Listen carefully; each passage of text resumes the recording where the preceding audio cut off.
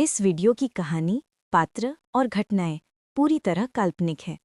इसका उद्देश्य केवल बच्चों का मनोरंजन करना और अच्छी सीख देना है। किसी भी पात्र या घटना की समानता केवल संयोग है। इस वीडियो का उद्देश्य बच्चों में नैतिक मूल्य, अच्छाई और सकारात्मक सोच विकसित करना है।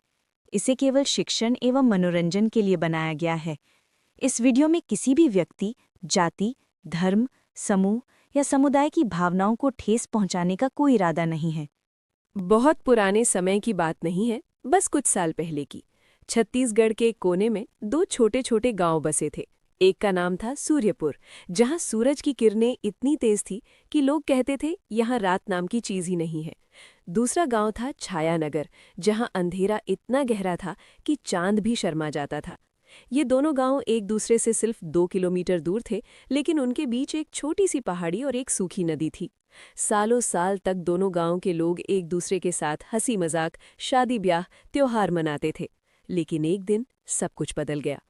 2 दिन पहले से कुछ ऐसा हो गया था कि सूर्यपुर में सूरज डूब ही नहीं रहा था। लगातार उजाला, रात का नामो निशान नहीं। और छायानगर में सूरज उगने का नाम ही नहीं ले रहा था।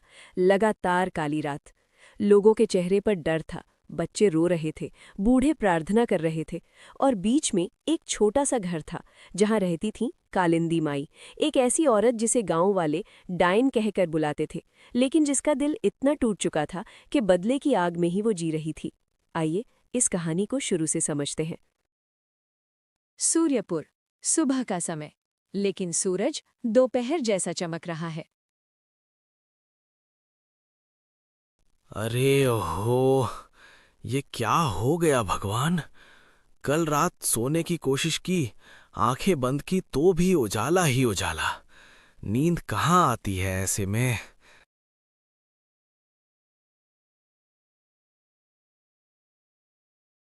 रमेश जी, चाय पी लो पहले। तुम्हारा चेहरा देखकर लग रहा है जैसे 3 दिन से सोई नहीं हो। सोया ही कहाँ है, आंखें जल रही हैं। बच्चे स्कूल नहीं जा पा रहे। फसलें देखो, धान की बालियां झुलस रही हैं। अगर ऐसा ही चला तो पूरा साल बर्बाद।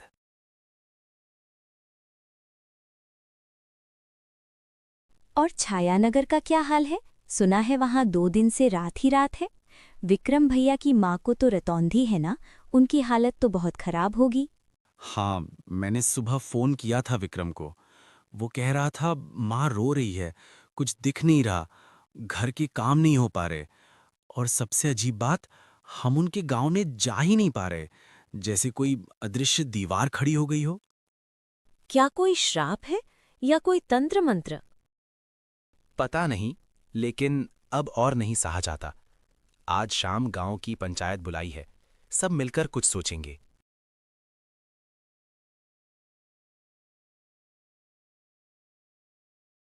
पापा, पापा, मैंने सुना है कि पहाड़ी के उस पार जहां कालिंदी माई रहती हैं, वहां से रात को अजीब अजीब आवाजें आती हैं।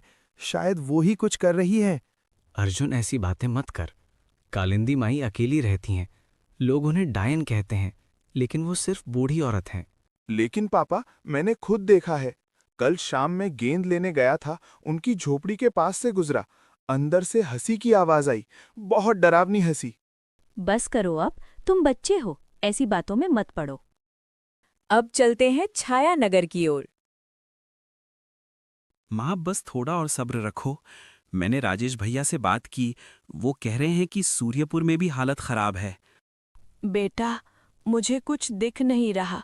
2 दिन से रात ही रात। मैं सोचती हूँ कि शायद अब सूरज कभी नहीं उगेगा।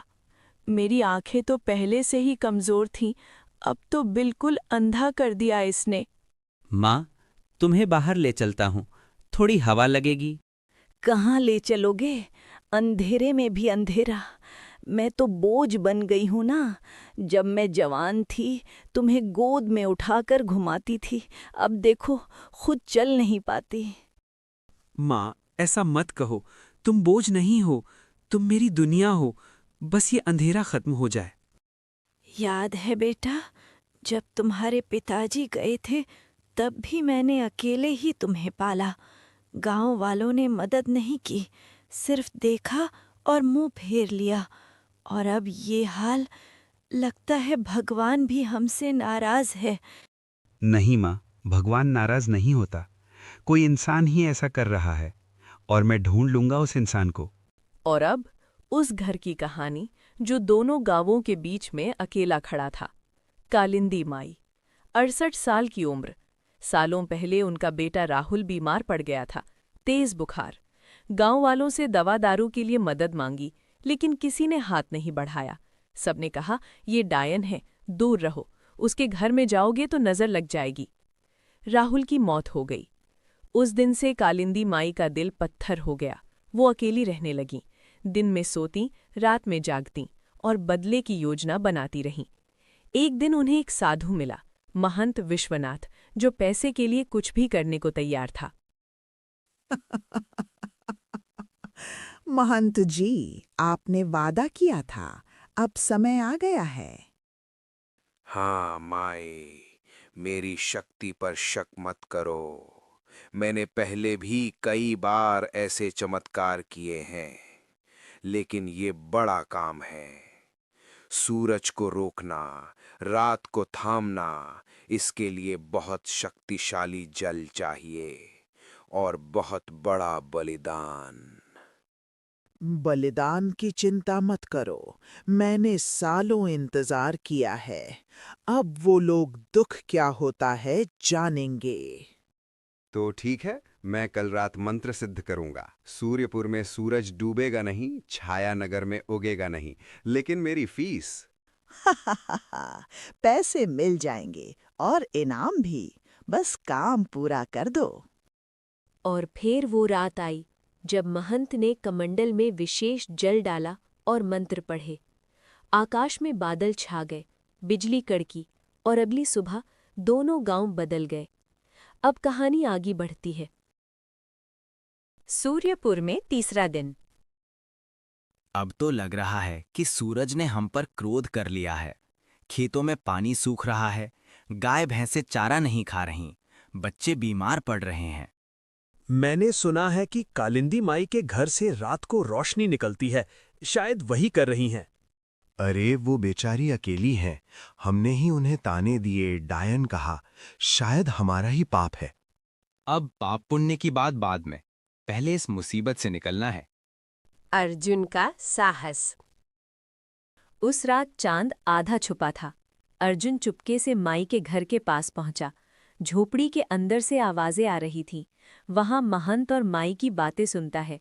अर्जुन समझ गया, कमंडल में कोई बड़ा सच छुपा है। रात गहरी होते ही अर्जुन झोपड़ी में घुसा। उसकी नजर सीधे उस पुराने कमंडल पर पड़ी। जैसे ही उसने उसे उठाया, कौन है?